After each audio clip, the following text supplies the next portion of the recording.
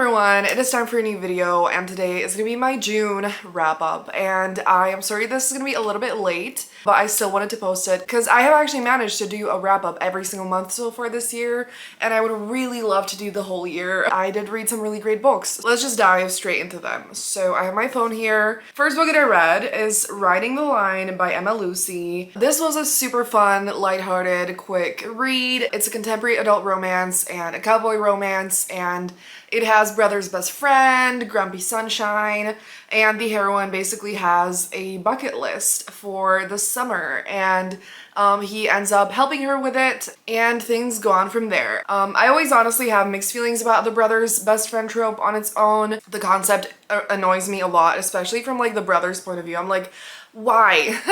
But this is really fun. It was a really good time and it could have been a little bit shorter, but I did really enjoy it. Then I read Power Play by Chelsea Curto, and I'm so happy about this. I've had this series on my TBR for 1,000 years and I was really excited about it, but the books are a little too long for me. I don't love when contemporary romances are over 400 pages. I have gotten better at this point because like there are some that are long that I still enjoy, and like I don't even feel like they get boring or anything, and in the end I did not find this boring. Maybe the like very beginning felt a little bit slow, but overall it was such a wonderful romance, and I am actually reading the third book in the series right now, and that is even longer, but I was like, you know what, I really want to read it, and I'm having a great time with that one as well. But this one we have grumpy goalie hockey player and a reporter. So honestly, also Grumpy Sunshine, and you know, she's the only person he wants to talk to out of like any interviewers and stuff like that.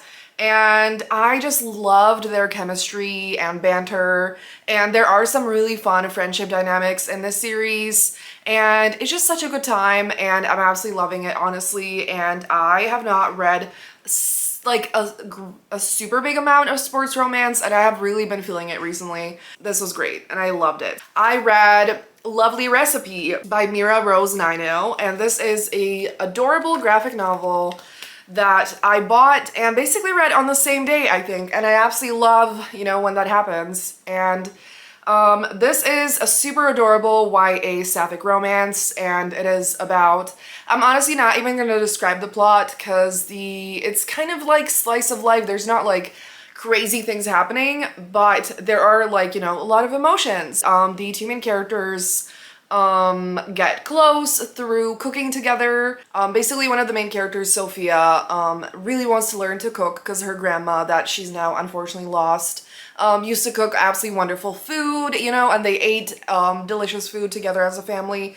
And now her mom, unfortunately, is not really able to deal with her grief, and she avoids the kitchen and honestly avoids her feelings as well. And Sophia just wants to, you know, like deal with her grief and, you know, connect with her grandma through these recipes. That is where Anna Marie comes in, who works at her family restaurant sometimes, and so she absolutely does know how to cook, and she helps Sophia learn some things, and through that, you know, Sophia processes some of her grief and also makes a new friend, and they also fall in love. And it is absolutely adorable and meaningful and such a wonderful comfort read. I desperately need more books by this author. Moving on to the next book, I read Can't Get Enough of the Duke by Lenora Bell. So I love Lenora Bell and I love historical romance, and I honestly never read it enough. Like I read it, you know, like probably at least one book a month, and honestly I think I probably did read one historical romance this month, maybe two, I don't know, we will see.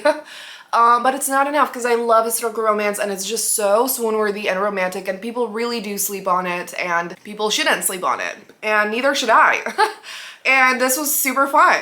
Okay, so I don't love the plot of this one, and it took me a while to get, you know, over it, and so this is not my favorite book by Lenora Bell, but I did end up enjoying it. So we basically have an age gap romance, and the hero knew the heroine's father, and he is much older than her, and she is like, I think she's 18, and so don't love that. Obviously, like in a historical romance, it was like more normal, whatever.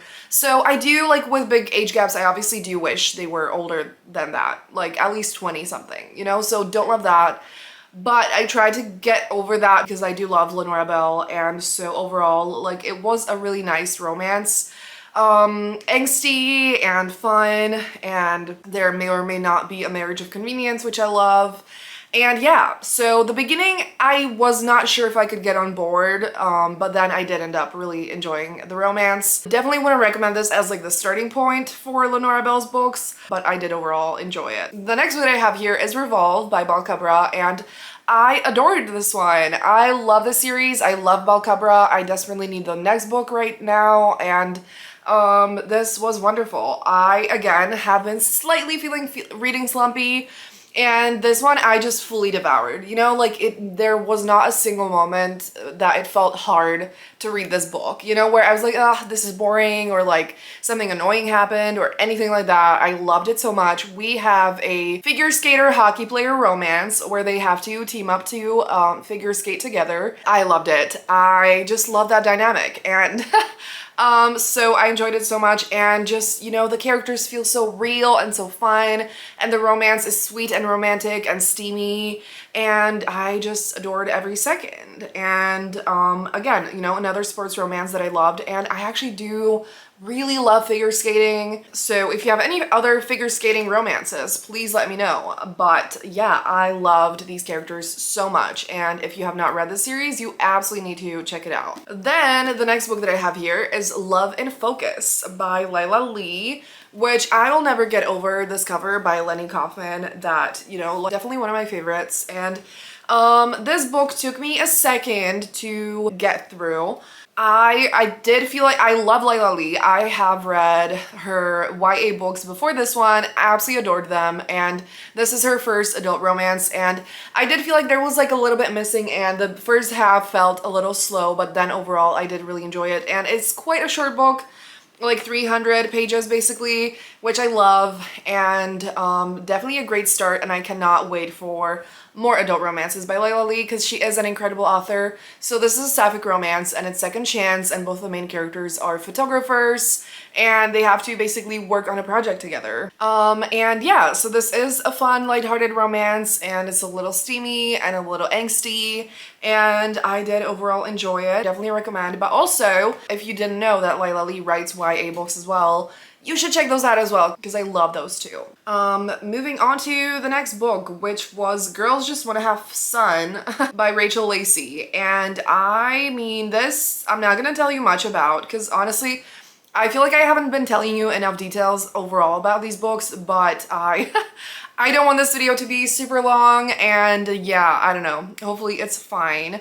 But this one, I'm not telling you anything because it's super short. I'm pretty sure it's like 50 pages, but it is a sapphic summary romance. So there's, you know, a bunch of ebooks slash audiobooks on Kindle Unlimited that all have summer themes by different authors, and this is one of them. And I really love Rachel Lacey. She basically only writes sapphic romances, so if you're looking for that, definitely check her out. And I have read at least like 3 at this point, like full-length novels by her, and they are absolutely wonderful. And this was really fun as well. Obviously super short, but yeah, the one thing I will tell you about this is also second chance, and yeah, definitely check it out. The next book that I read is All the Time in the World by Cara Bastone, and oh my god. So I'm pretty sure for now this is exclusively an audiobook, but it is an absolutely incredible one. Cara Bastone now has I think at least like 4 audiobooks that are like basically Dolby Atmos with full cast and sound effects and just like an incredibly immersive experience. And this sounds like an ad, but it is absolutely not. I generally don't like Audible. I think there are better platforms, but these are only on Audible. But they are incredible. And I love Cara Bastone so much, and these books are so special, and this one being, you know, one of them, of course. And this is also narrated by Emily Bader and Lewis Pullman, and I am in love with Emily Bader. I love her so much, and the second I saw that, I was like, oh my god, I need to read it immediately. But also I love Cara Bastone, and I knew it would be amazing. And I don't really know how to describe this plot. Basically, it is connected to some other previous books by Cara Bastone. I don't think you need to read them, but there are a few things that would be a little bit more explained beforehand. Anyway, there's basically these portals that lead to like either the past, or the future. And they basically, both the main characters go to this island where there's these like, I don't even know, is it called portal? They call it like wormholes actually, and whatever. Anyway, they go to this island where they're supposed to be able to enter either the past or the future. And you know, they're basically on this abandoned island, and at first they're like, this is weird, you know, nobody else is here, but then they find out that they actually know some friends in common, so they feel a little bit safer together, and they spend, you know, these like I think 48 hours on that island, and it is deeply emotional actually, and super fun, and the narration is incredible. And again, you know, with the full cast and the sound effects, it literally feels like you're listening to a movie. And obviously you don't have the visuals, but like it is so much more immersive than even just other audiobooks. And I loved it. And of course their narration is incredible. Both of them are actors that I absolutely love. And the book itself and the story itself I absolutely loved as well. So this was perfect. And I honestly already want to read it again. And so if you have not listened to these audiobooks by Cara Bastone, you absolutely need to. And the next book is also by Cara Bastone that I read, which is Promise Me Sunshine. And I also listened to this on audio, even though this was like a normal audiobook, you know. Yeah, I never do this. I never read two books by the same author or even two books in the same series in a row because my mood changes so quickly normally. But after that, I was like, I need another one. And so I read Promise Me Sunshine, and it was absolutely incredible. Again, Cara Bastone is such a wonderful author, and like I know a lot of people read her books, but I also feel like it should be more. And so if you have not read her books, you absolutely need to get on that. And this is a super emotional contemporary adult romance, and it deals a lot with grief and loss. The main character lost her best friend to cancer, and she was her favorite person in the world, and they lived together, and now she doesn't know how to live without her. And she ends up connecting with this guy who's the brother of a woman whose daughter she's babysitting. And yeah, they, you know, the start of their relationship doesn't seem that promising, but then they bond over time. And, you know, develop a really strong and meaningful connection. I absolutely loved the emotional aspects of this book. It felt so real and obviously devastating, but there's also so much love in this book. And recently there was a movie called Voicemails for Isabel, which I hear a lot of people talking about. This has a very similar vibe, so if you really loved that movie, and I absolutely did, you should definitely read this book. Obviously, like a little bit different, but very similar in like the core aspects. So my camera died, even though it's supposed to be charging, so hopefully it's fine now. And I don't remember exactly where it cut me off, but these two stories are very similar in the core meaning of the story, so definitely either watch the movie if you've read the book, or read the book if you watched the movie and enjoyed it. So absolutely adored this one. Then I read Wicked Passions by Nicola Davidson. So I guess I did read one more historical romance, and this is a polyamorous one.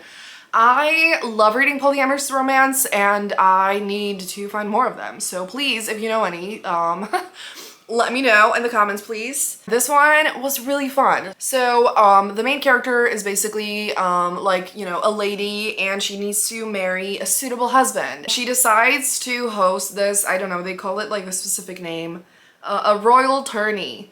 And the victor of that is going to get married to her. This man from a small but prosperous clan participates in this, and his squire helps him. And the two men have a very close relationship. They are absolutely in love, even though they cannot really be together, until they find the perfect woman to, you know, join their little couple. And yeah, it is very fun. I also hope you cannot hear the annoying ass birds outside. Yeah, so this is honestly quite angsty, very fast paced. It is a novella. I think it's like 150 pages. And so I read that super quickly, super fun, steamy. But also, honestly, like the characters, you know, do feel well developed, and I just love the way, I love polyamorous romance. I feel like Nicola Davidson writes it really well, where it actually feels like all of them are in love and all of them are right for each other, and it was super fun. So that is this one. And then I read 30 Love by Tom Vellner.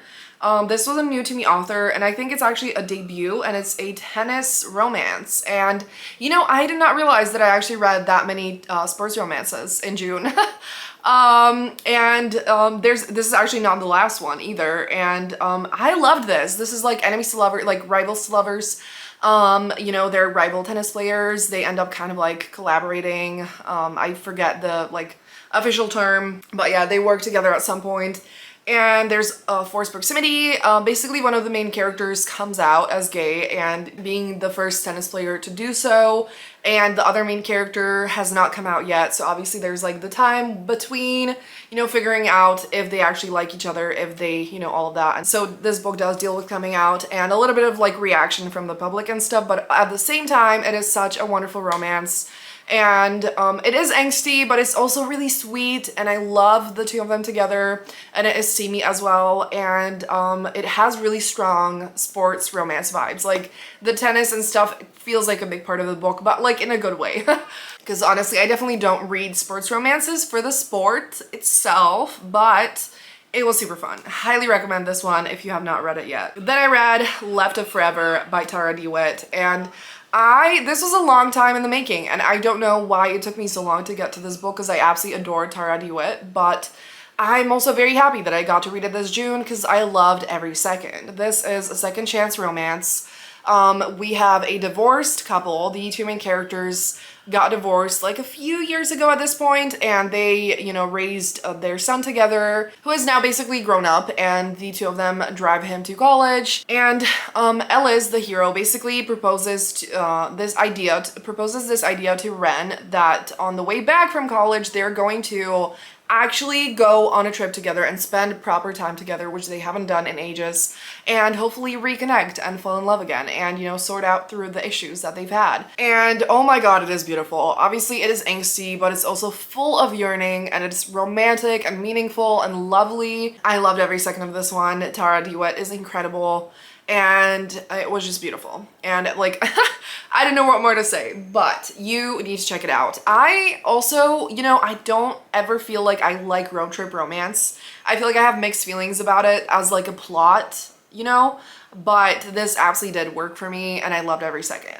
Okay, and we're actually on to the last book of the month, which I loved as well, and it's the last sports romance that I read, which is Make Your Move by Melissa Braden. So this is a sapphic F1 romance where one of the main characters is an F1 driver and the other one is her coach. And so there's like a little bit of a forbidden aspect, and it is so fun. I loved every second of this. It's the first book that I've read by this author, and it will not be the last. I'm ready for another one. This was just incredibly fun, super addicting. It was steamy, it was wonderful. Highly recommend this. I also loved reading about like female F1 drivers. This is the first book that I've seen does that. I'm not saying it's the only one, but please let me know if there is another one. I could not honestly care less about F1, but I did care when I read this book, and it's incredible. And Melissa Braden has so many sapphic romances. So if that's something that you're looking for, you absolutely need to check her out. And that will be all for today. I feel like, I don't know, I feel like I didn't do a great job describing these books, but hopefully it was adequate enough, and hopefully, you know, you maybe will read one of them, because I honestly really loved all of them. And so it was a great reading month, and hopefully July is gonna be even better. I am going on holiday tomorrow, which is why this is gonna be late, because I wanted to film this right before leaving, of course, so that I can have these books, but also I will not really have time to edit in the next few days probably, but it's gonna, you know, come to my YouTube channel eventually. So thank you so much for watching. If you made it this far in the video, leave any kind of like, you know, pink heart or green heart or any of the like not red hearts down below. And thank you so much for watching. Have a great day, and I'm gonna see you soon in another video. Bye!